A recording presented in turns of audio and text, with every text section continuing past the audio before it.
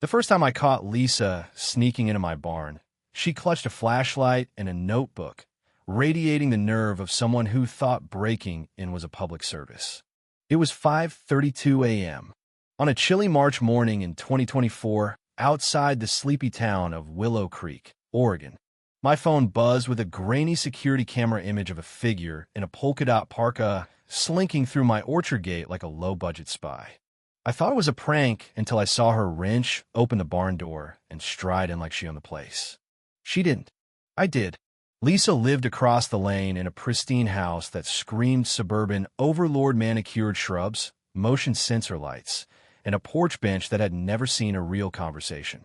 She was in her late 40s, perpetually aggrieved, armed with a rule book nobody else recognized.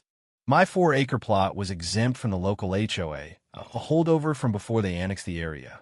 But that didn't stop Lisa from treating my land like her personal crusade. I pulled into my driveway, just as she emerged, her face sour enough to ruin a harvest. She didn't flinch when she saw me, just waved like this was routine. I stepped out of my truck and cut to the chase. "Lisa, why are you in my barn?" She didn't blink. "Just conducting a routine check," she said, notebook raised like a shield. "We've had complaints about zoning violations, animal waste, fire risks, unpermitted structures." I glanced around, baffled. "Complaints from who? I own this land. There's no we." She tapped her pen like a judge's gavel. "Multiple residents are concerned. I'm chair of the Willow Creek Standards Committee." I stared. "That's not real." She smirked. "It is now. My barn was my father's legacy, built decades ago when Willow Creek was just fields and dreams. I'd restored its sturdy beams, proper drainage, hidden solar panels. It housed 2 sheep for chickens in my woodworking shop. Lisa, though, saw anything rustic as an eyesore. To her, my barn was a stain on her perfect suburbia, the animals filthy, the solar panels tacky, the weathered fence a crime. For months, she'd left snippy notes in my mailbox. When that failed, she filed anonymous zoning complaints. Those flopped too. I followed every rule. So, she escalated to breaking in. I wasn't shocked, just amazed she did it on camera. "You know that's trespassing, right?" I pointed to the security camera. She scoffed. "I'm documenting." I gestured to the lens. "So am I, and I've got you sneaking through my orchard like a thief." Her jaw clenched, but she didn't back down. "If you don't fix this property, we'll pursue legal action." I leaned against my truck, grinning. "By we, you mean you and your rose bushes?" She stormed off, muttering about rural defiance. The next day, a letter arrived from the Willow Creek Harmony Council, a fake group with no legal weight, demanding I repaint my barn in approved neutrals and relocate my feral creatures. It was absurd, complete with a glitter-glued seal, but it was bait. I filed a police report for trespassing, dropped off clear security stills, and planned my counter. Lisa had a shed she called a barn whitewashed, decked with fairy lights, used for wine parties and HOA powwows.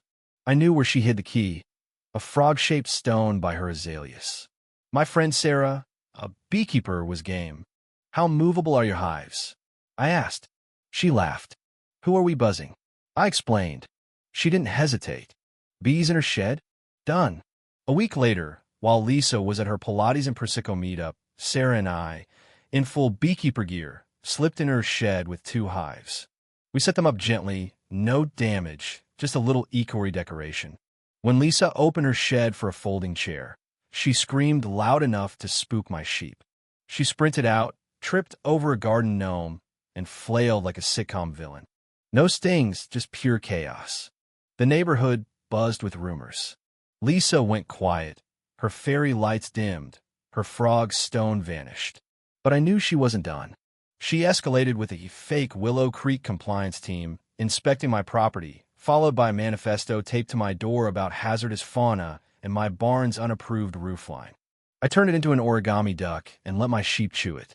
Then came her boldest move, a for sale sign on my land, listing it for development under her name as community agent.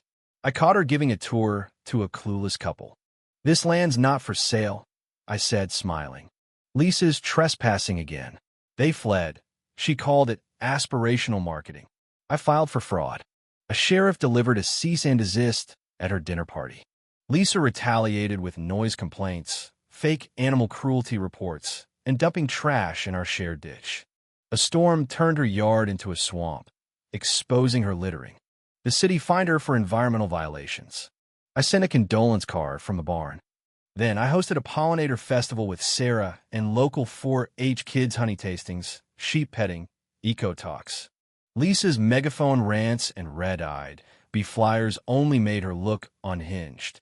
At a community mediation, I presented my evidence, trespassing footage, fake signs, her unhinged emails. The mediator shut her down.